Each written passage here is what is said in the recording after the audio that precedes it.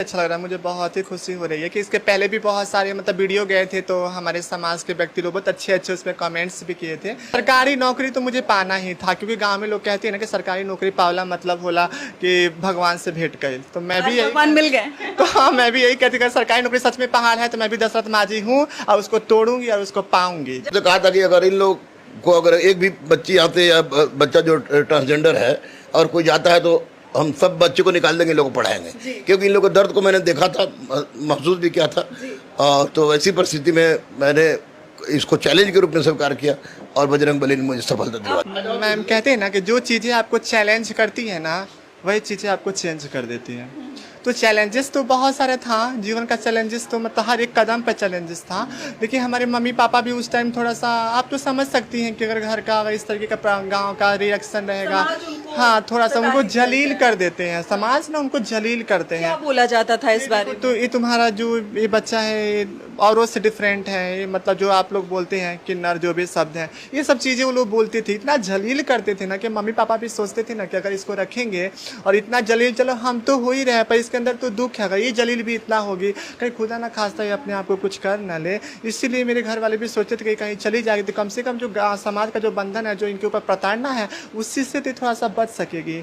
इसीलिए मैम हम गाँव से अपने आ गए यहाँ पटना। और लेकिन वो दिल में कचोटता तो होगा ना कि अपना परिवार, अपना समाज, अपने लोग छोड़ के कहीं और आके रह के पढ़ाई करना या फिर कोई भी काम करना, ये कितना अंदर से तकलीफ देता था। मैम ये तो आप समझ सकती हैं कि एक बच्चे को अपने माँ से छोड़ के जाना, या एक बच्चे, सबसे ज्यादा किसकी याद आती थी? मम्मी को। मेरी मम्मी आज भी मेरे लिए रोती है, मैं भी उसके लिए रोती हूँ। कहते हैं ना कि मन के जीते जीत है, मन के हारे हार। मैं मन को अपने कभी मैं बोलती थी नहीं मम्मी कोई बात नहीं, एक दिन सब कुछ अच्छा हो जाएगा, अपने मन को मैं समझाती थी, खुद से बातें करती थी। नहीं एक तो वक्त ऐसा आएगा जो मेरी मम्मी भी मेरा साथ देगी, मैं तो अपनी मम्मी के लिए हर समय खड़ी थी। लेकिन जो समाज का जो क्राइटेरिया था ना, उस क्राइटेरिया की वजह से मैं नहीं जा पाती थी। लेकिन एक वक्त आया, भगवान गुरु जी का मुझे साथ मिला और मैंने स्टडी बहुत ही दिल से करी।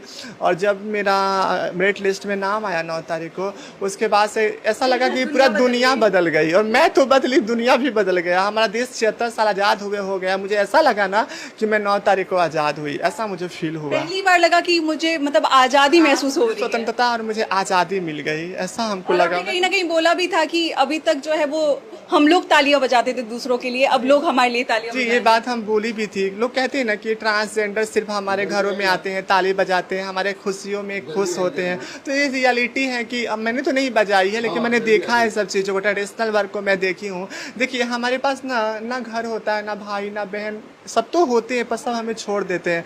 हमारी खुशियों के लिए कुछ बच ही नहीं जाता। हमारे खुशियों में कोई है तो आप ही सब हो, आप ही के खुशियों में हम लोग खुश होते हैं, आपके दुख में हम लोग दुख होते हैं। तो जाते हैं तो फिर तालियां बजाते हैं, तो हम सोचती थी यार ये सब ट्रांसजेंडर लोग जाते हैं आपके घरों में तालियां बजाते हैं, आपके खुशी में खुशी होते हैं, तो क्या मैं इसकी हकदार नहीं हूँ कि कभी जीवन में मेरे ऊपर कोई मेरे लिए ताली बजाएगा?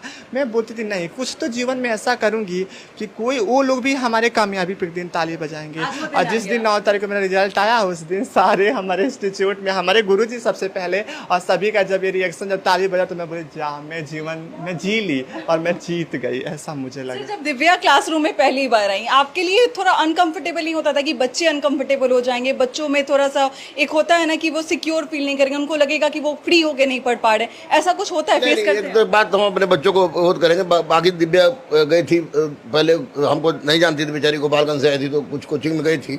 कुछ कोचिंग वाले ने कहा कि माहौल खराब हो जाएगा।